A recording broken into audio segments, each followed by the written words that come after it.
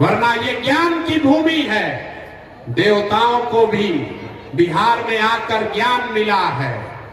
यहीं पर पूरे दुनिया से लोग पढ़ाई करने के लिए यही नालंदा और विक्रमशिला आते थे।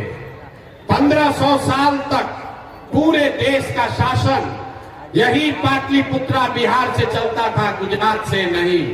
ये आपके हमारे पूर्वजों ने ऐसी व्यवस्था इसी बिहार में बनाई थी।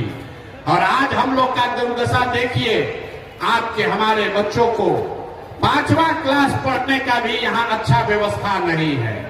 और 5-7 हजार रुपया के रोजी रोजगार मजदूरी के लिए आपके पति, आपके बेटा को वो अपना घर परिवार छोड़ के पूरा साल कहीं हरियाणा, पंजाब, तमिलनाडु, गुजरात, महाराष्ट्र में जाकर नौकरी करना पड़ता है।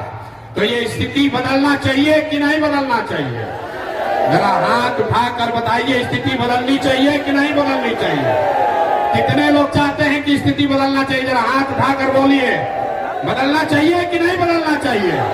अरे महुआ के लोग कितने दम है, जोर से बोलो यार। स्थिति बदलना चाहिए कि नहीं बदलना चाहिए?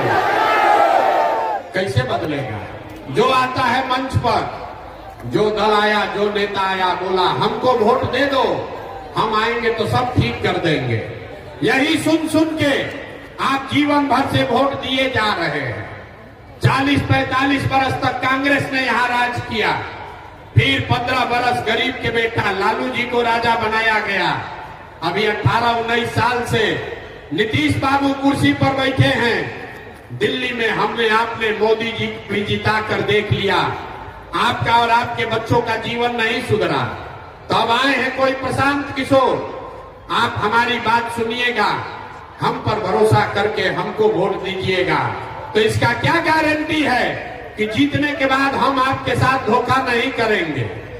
वोट से पहले तो सब आदमी अच्छे बतियाता है, वोट के बाद आपका गला काटता है। इसीलिए हम वोट नहीं मांगते हैं। अभी 15 मिनट में आपको एक रास्ता बताएंगे, आप उस रास्ते को सुनिए, समझिए, ठीक लगे तो अपनाइए।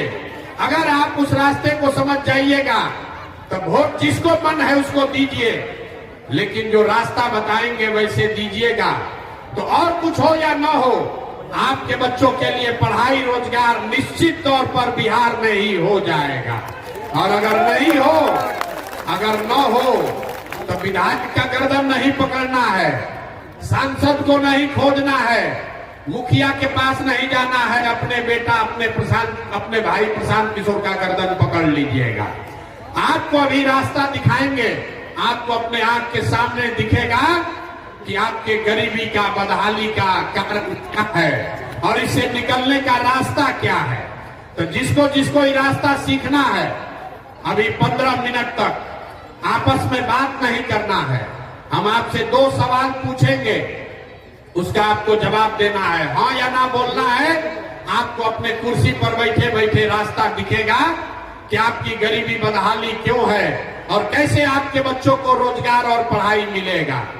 सारे लोग, जितने लोग यहाँ आए हैं, जरा सोचकर बताइए, आपके गांव पंचायत में और कुछ हो या ना हो, आपके बच्चों के लिए बढ़िया पढ़ाई और रोजगार का व्यवस्था होना चाहिए कि नहीं होना चाहिए?